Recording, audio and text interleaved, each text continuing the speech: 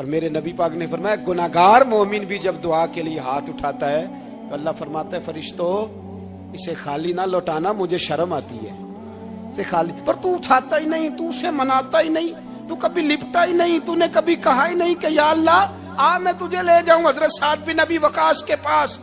قادسیہ کی جنگ ہو رہی تھی، کافر بلا رہا تھا آؤ اگر کوئی ہے تو آؤ مقابلے میں۔ حضرت سعد بن ابی وقاص نے گھوڑے دوڑا دیے، دشت تو دشت ہیں صحرا بھی نہ چھوڑے ہم نے، بحر ظلمات میں دوڑا دیے گھوڑے ہم نے۔ حضرت سعد بن ابی وقاص نے گھوڑے دوڑائے، آگے دریا آ گیا، کوئی پل نہیں، کوئی شے نہیں، اسلام کی عزت کا سوال ہے۔ حضرت سعد بن ابی وقاص نے ہاتھ اٹھائے اور کہا اے اللہ اگر تو موسیٰ کی نافرمان قوم کو رستہ دے سکتا ہے تو تو ہمارے دلوں کو جانتا ہے، ہم تو اپنے رسول کے فرما بردار غلام ہیں۔ آنا مہربانی کر کی اگر تو نے دل مسلم کی دل جوئی نہیں تو ہمیں تانا دیں گے بت کے مسلم کا خدا کوئی نہیں۔ کہا اے اللہ مہربانی فرما اگر تو حضرت وَإِذْ فَرَقْنَا بِكُمُ الْبَحْرَ فَأَنْجَيْنَاكُمْ وَأَغْرَقْنَا آلَ فِرْعَوْنَ، اگر تو حضرت موسیٰ کی قوم کے لیے دریا پھاڑ سکتا ہے تو ہم تو نبی پاک کے غلام ہیں۔ صحابہ کہتے ہیں جناب سعد نے دعا مانگی تو دریا نے رستہ عطا فرما دیا۔ یار تو دعا بھی نہیں مانگتا؟ حضور نے فرمایا دعا صلاح المومن، دعا مومن کا ہتھیار ہے، تو نے یہ بھی چھوڑ دیا ہے۔ اب تو باتیں کر کے تبصرے کر کے ٹی وی دیکھ کے اپنی رائے قائم کر کے کمنٹس کر کے سو جاتا ہے، یہ بھی سوتا خشک ہو گیا، تو دعا تک نہیں مانگتا۔ فرماتے ہیں دعا مانگی تو دریا نے رستہ دیا، اور جب اس کنارے نکلے تو حضرت سعد کہنے لگے کسی کی کوئی شے تو نہیں رہ گئی دریا میں، کوئی چیز تو نہیں رہ گئی۔ ایک صحابی کہنے لگے پیالہ رہ گیا ہے، تو حضرت سعد فرمانے لگے او دریا ہمارا پیالہ واپس نہیں کر دیتا؟ تو کہتے ہیں کہ لہر آئی تو پیالہ بھی باہر پھینک گئی۔ او بھائی ہم اسی رسول کا کلمہ پڑھتے ہیں جن کا حضرت سعد بن ابی وقاص نے کلمہ پڑھا تھا، اور کسی جگہ میرے نبی پاک نے نہیں فرمایا اللہ صحابی کی سنے گا بعد میں آنے والوں کی نہیں سنے گا، کسی جگہ نہیں کہا۔ پر تو کشکولے دعا بھی نہیں اٹھاتا، مصیبت میں بھی اب یاد خدا ہم کو نہیں آتی، دعا منہ سے نہ نکلی جیبوں سے عرضیاں نکلی، تو یہ کام بھی نہیں کرتا۔ میرا دل کرتا تھا چلو اور کچھ نہ ہو مسجدوں میں اجتماعی دعا ہی ہو جائے، پر اس طرف بھی توجہ نہیں، وہاں بھی کہتے ہیں مولوی صاحب جلدی کرو گھر جانا ہے، اتنی لمبی دعا، اور کمنٹس کر رہے ہیں لوگ کہتے ہیں آپ اپنے گھر کی سوچیں۔ میرے بھائی دعا، صلاح الدین ایوبی فلسطین کی جنگ لڑ رہے تھے، خبر آئی کہ عیسائیوں کا ایک بحری بیڑا بحری جہاز اسلحہ لے کے آ رہا ہے، نیزے ہیں تلواریں ہیں تیر ہیں۔ صلاح الدین ایک بزرگ تھے، ان سے ملے تو کہنے لگے بابا جی آپ بھی دعا کرو۔ میں بھی دعا کرتا ہوں، مسلمانوں کے پاس پہلے اسلحہ نہیں، عیسائیوں نے اور منگا لیا ہے، کہیں ایسا نہ ہو مسلمانوں کے خلاف اتنا اسلحہ استعمال ہو۔ یہ بات کہی، بابا جی کو دعا کا کہا، خود مسجد اقصیٰ میں ساری رات روتے رہے۔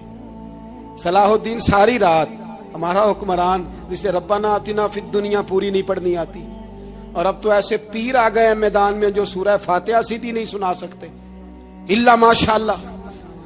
ساری رات صلاح الدین ایوبی روتے رہے۔ وہ بزرگ کہتے ہیں میں بھی کونے میں تھا، پر جس درد سے اس نے دعا مانگی میں نہیں مانگ سکا۔ سویرے خبر آئی کہ دشمن کا وہ بحری بیڑا جو اسلحہ لے کے آ رہا تھا دریا میں غرق ہو گیا ہے۔ صبح خبر آئی تو وہ شخص ایک آگے بابا جی سے کہنے لگا بابا جی وہ بحری بیڑا دریا میں غرق ہو گیا، تو بابا جی رو پڑے، کہنے لگے دریا میں غرق نہیں ہوا، صلاح الدین ایوبی کی آنسوؤں میں غرق ہو گیا ہے، اس کے آنسوؤں میں غرق ہو گیا ہے، اس نے رب سے دعا ہی ایسی مانگی اس کے آنسوؤں میں۔ تو دعا بھی نہیں مانگتا میرے بھائی مسلمانوں کے لیے، تو دعا بھی نہیں مانگتا۔ امام حسین میدان کربلا میں تھے، ایک راوی کہتا ہے 3 دن پانی بند رہا ہے، روٹی بند رہی ہے، پر قرآن پاک کی تلاوت 1 منٹ کے لیے بھی بند نہیں ہوئی، دعا اور التجا 1 منٹ کے لیے بھی بند۔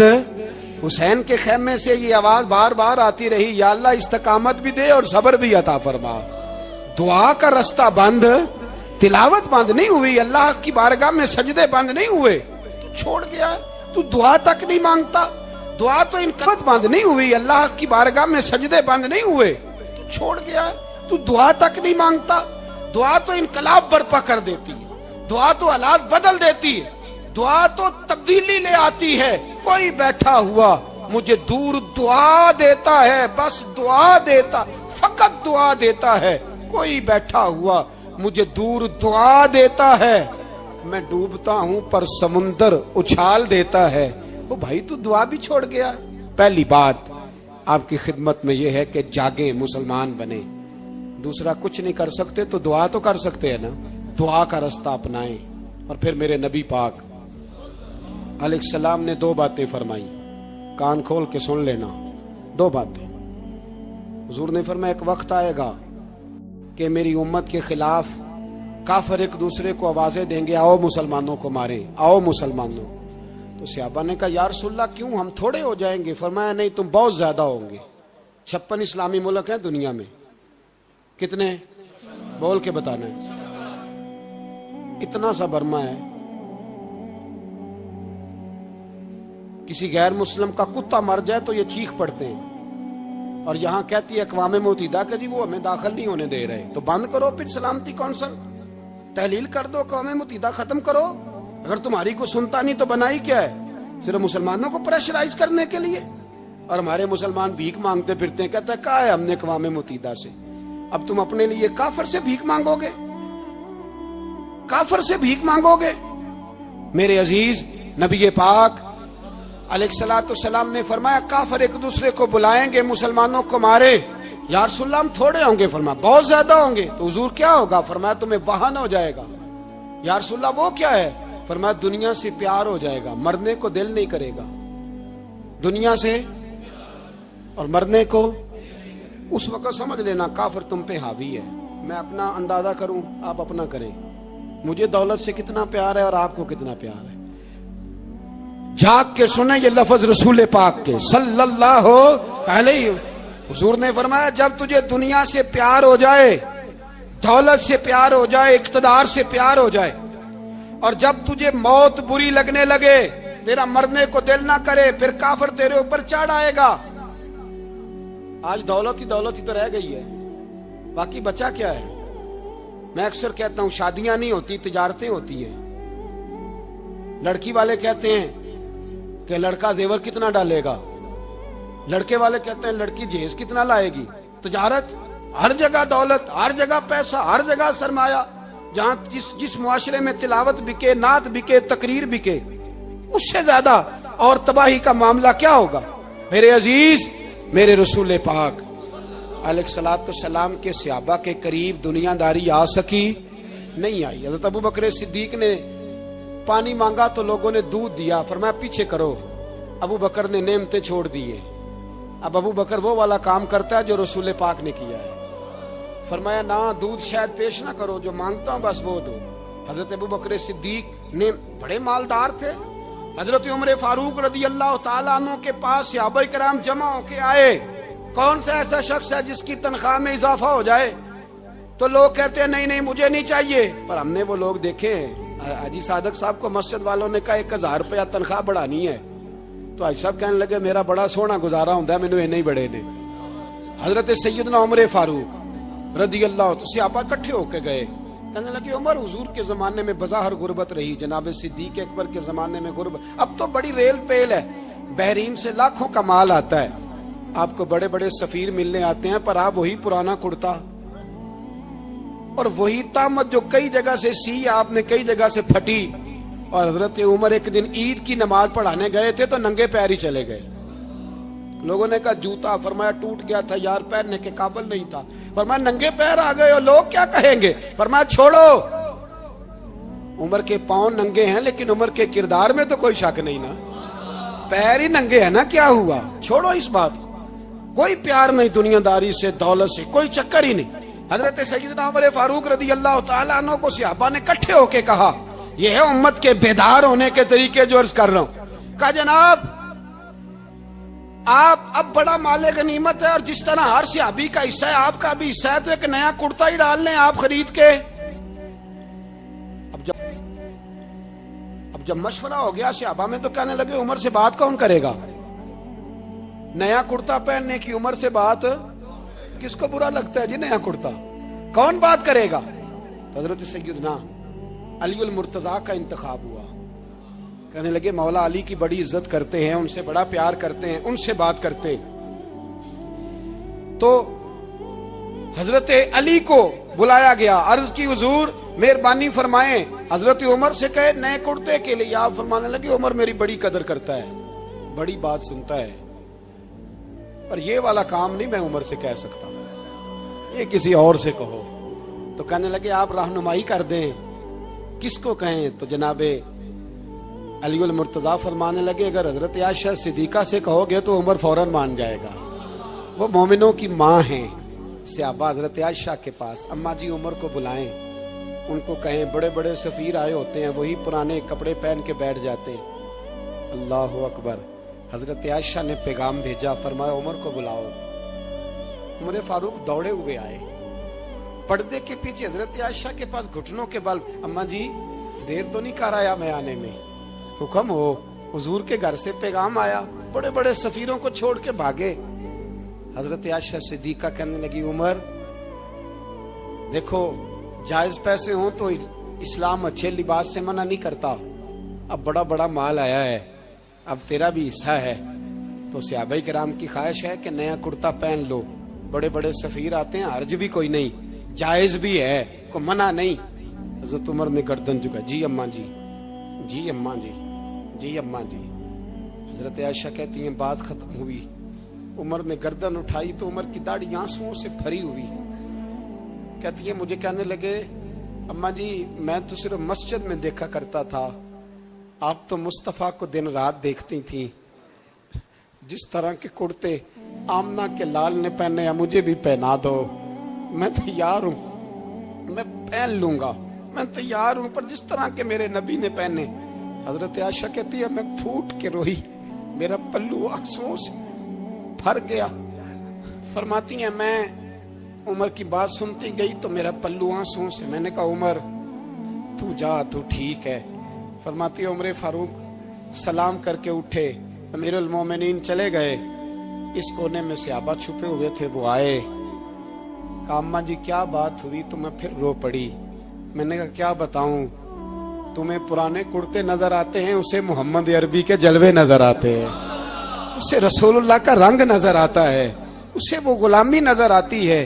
عمر کو دنیا سے پیار، اور دنیا سے پیار نہیں تھا، دعا پتہ کیا تھی؟ یوں جھولی اٹھا کے اللہ مرزقنا شہادتن فی سبیلک وجعل موت فی بلد حبیبک. اللہ عمر کو بسترے والی موت نہ دینا، موت شہادت کی دینا. اور میں میدان میں جا کے نہیں مرنا چاہتا، مجھے رسول اللہ کے شہر میں موت چاہیے، باہر جا کے نہیں. یہی میدان لگے مدینے میں، یہی موت آئے، اسباب بنا. میں مدینہ بھی نہیں چھوڑنا چاہتا. او بھائی ان لوگوں کو نہیں پیار تھا. جناب صدیق اکبر کا وصال ہوا تو زہر کے اثر سے، وہ جو آپ کو زہر لگا تھا، بعض مفسرین نے لکھا ہے کبھی کبھی وہ جو سانپ نے ڈسا تھا تو کبھی کبھی اس کا اثر آتا تھا، بس اللہ نے شہادت دینی تھی کبھی کبھی، ورنہ تو بڑی شفائیں تھیں. حضرت عمر شہید، حضرت عثمان، جناب علی، امام حسن، امام حسین، علی اکبر، علی اصغر، حضرت عباس، حضرت سعد بن معاذ، حضرت امیر حمزہ، مصعب بن عمیر. میرے محبوب نے تو لسٹ بنائی شہیدوں کی، لسٹ بنائی شہیدوں کی. شہادت سے پیار کیا رسول اللہ صلی اللہ علیہ وسلم کے غلاموں نے، پیار کیا شہادت سے. اسی لیے تو کافر اٹھ نہیں سکا کہ شہادت سے حضرت سعد بن معاذ رضی اللہ تعالیٰ عنہ کو زخم لگ گیا، جنگ سے زندہ آ گئے لیکن زخم میں رو کے کہنے لگے محبوبہ سارے شہید ہو گئے، میں ایسے ہی رہ گیا. حضور نے فرمایا نہیں، رب تجھے بھی شہادت کی موت ہی عطا فرمائے گا. اسی زخم میں پردہ ہو گیا. میرے بھائی حضرت عمر بن جموع رضی اللہ تعالیٰ عنہ 4 بیٹے لے کے احد کے میدان میں آئے. کہا محبوبہ میرے 4 ہی تھے، میں سارے لے آیا ہوں، سارے ہی قبول ہیں؟ اور میں ٹھیک ہے. پھر خود بھی زرہ پہن لی. ایک ٹانگ سے لنگڑے تھے، ٹانگ چھوٹی تھی. حضور نے فرمایا تو نے کیوں لباس پہن لیا ہے؟ کہا حضور میں نے بھی تو جہاد پہ جانا ہے نا. حضور نے فرمایا تیرے 4 بیٹے جو جا رہے ہیں. تو کہا یا رسول اللہ کیا لنگڑے جنت میں نہیں جا سکتے؟ حضور لنگڑے اللہ کو قبول نہیں، میں نہیں جا سکتا۔ تو میرے نبی پاک صلی اللہ علیہ وسلم نے فرمایا نہیں، جنت تو تیرا انتظار کر رہی ہے۔ کہا حضور پھر میں بھی جاؤں گا، بچے جائیں گے تو میں بھی جاؤں گا۔ ایک بی بی احد کے دن 3 سال کا بچہ لے کے گھر سے نکلی، بیبیوں کو کہتی ہے میرا خامد بھی بدر میں شہید ہوا، بھائی بھی اور باپ بھی۔ آج حضور نے پھر بلایا ہے، دل کرتا تھا کوئی جوان بیٹا ہوتا تو میں پیش کرتی، پر اب میرے پاس یہ 3 سال کا ہی ہے۔ بچہ لیا مدینے میں مسجد نبوی میں، حضرت بلال سے کہنے لگی 2 منٹ حضور کا دیدار چاہیے۔ نبی پاک آئے، کیسے آئی ہو؟ کہنے لگی محبوبہ میں شہید کی بیٹی، شہید کی بہن، شہید کی بیوہ ہوں، میرے پاس اب جوان تو کوئی نہیں، یہ 3 سال کا ہی ہے۔ حضور نے مسکرا کے فرمایا یہ کرے گا کیا کرے گا؟ کہنے لگی حضور سنا ہے اسلحہ تھوڑا ہے، ڈھال کی ضرورت ہے، لوہے کی ڈھال ہوتی تھی، جب تلوار آتی تھی تو آگے کی جاتی تھی۔ کہا محبوبہ میرا شہید کی اماں بننے کو بڑا دل کرتا ہے، یہ میرا 3 سال کا لے جاؤ، جب تیر آپ کی طرف آیا تو میرا بیٹا آگے کر دینا، یہ ڈھال کا کام تو دے گا نا۔ ہنستے ہوئے محبوب کی آنکھوں میں آنسو آئے، بچے کو پکڑ کے سینے سے لگایا، ماتھا چوما، فرمایا جا تیرے ساتھ وعدہ ہے قیامت کے دن تجھے شہید کی اماں کہہ کے ہی پکارا جائے گا، وعدہ ہے تیرے ساتھ تجھے شہید کی۔ میرے بھائی مرنے کو دل ہی نہیں مسلمان۔ میرے نبی پاک صلی اللہ علیہ وسلم نے فرمایا جس کے دل میں کبھی شہادت کی آرزو پیدا نہیں ہوئی، اس کے سینے میں دھڑکنے والا دل مومن کا ہے ہی نہیں، وہ تو منافق ہے۔ جو کبھی دین کے رستے میں شہید ہونے کو، میرے بھائیوں دین کو بڑی ضرورت ہے، بڑی ضرورت ہے، بڑی۔ اے خاصائے خاصان رسول وقت دعا ہے، امت پہ تیری آ کے عجب وقت پڑا ہے۔ وہ دین جو بڑی شان سے نکلا تھا وطن سے، پردیس میں وہ آج غریب الغربا ہے۔ فریاد ہے اے کشتی امت کے نگہباں، بیڑا یہ تباہی کے قریب آن لگا ہے۔ اور ایک شاعر قلم توڑ گیا، کہنے لگا تجھ سے فریاد ہے اے گنبد خضرا والے، تجھ سے فریاد ہے اے گنبد خضرا والے، کعبے والوں کو ستاتے ہیں کلیسا والے۔ تجھ سے فریاد اے گنبد خضرا، اپنے اندر دین کا درد پیدا کرو، ذوق پیدا کرو، مسلمان بن کے جینا سیکھو۔ جب کوئی برادری پوچھے تو کہو میں محمدی ہوتا ہوں، میں مصطفی ہوتا ہوں، میں رسول اللہ کا غلام ہوتا ہوں، میں پہلے مسلمان ہوں، باقی کچھ بعد میں ہوں۔ خدا را اپنے گھر میں پردہ کراؤ، خدا را رزق حلال کھاؤ، اگر پردے نہ ہو رزق حلال نہ ہو تو جذبہ جہاد پیدا نہیں ہوتا۔ خدا را اپنے اندر انقلاب برپا کرو، دین کے لیے جینا سیکھو۔ دین بڑا تڑپتا ہے، دین بڑا روتا ہے، تڑپتا ہے، دین بڑا روتا ہے۔ رسول اللہ آج تجارت کرنے والے ملتے ہیں، آج سیاست کرنے والے ملتے ہیں، دین والے نہیں ملتے، دین کے درد والے نہیں ملتے۔ اپیل ہے آپ سے، آج رات 2 نفل پڑھ کے اور کچھ نہ ہو سکے تو مسلمانوں کے لیے دعا ضرور کر دینا، ان کے لیے دعا ضرور کر دینا، اپنے آپ کو بیدار کرو، بیدار کرو۔ بھئی ہم تو آج تک اس لیے ڈر رہے ہیں کہ ہمارا چہرہ ہی نبی پاک جیسا نہیں بن سکا، تو داڑھی رکھنے میں بھی ہم ڈرتے ہیں، نمازی بننے، مسجد آباد کرنے میں، مسلمان کہلانے میں بھی تک خوف ہے۔ تو بتلاؤ نا اس سے آگے بات کب چلے گی؟